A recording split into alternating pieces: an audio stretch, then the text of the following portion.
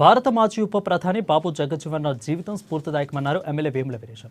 దళిత సమాజాభివృద్ధికి కోసం వారు చేసిన సేవలు గౌరవమని అన్నారు. ఇక నల్గొండ జిల్లా నెక్రికల్ నియోజకవర్గ కేంద్రంలో జయంతి సందర్భంగా బాబు జగజ్జీవన్ రామ్ విగ్రహానికి నివాళులర్పించారు. కేంద్ర మంత్రిగా కార్మిక సంక్షేమ విధానాలకు బాటలు వేసిందే ఆయన అని అన్నారు వేముల వీరేశం.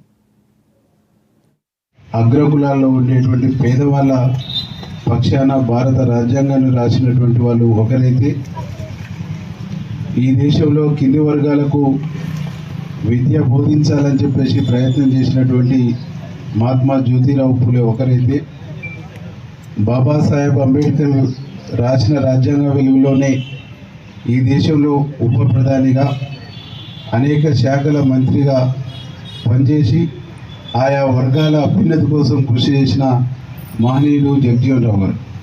వీరి యొక్క ఆశయ సాధన కోసం, వీరు కలలు కన్నటువంటి కింది వర్గాల జీవితాలలో వెలుగులు నింపే రోజుల కోసం ఇంకా ఈ సమాజం ఎదురు చూస్తూనే ఉందనేటువంటి ఒక విషయాన్ని ఈ సందర్భంగా గుర్తు చేస్తాం.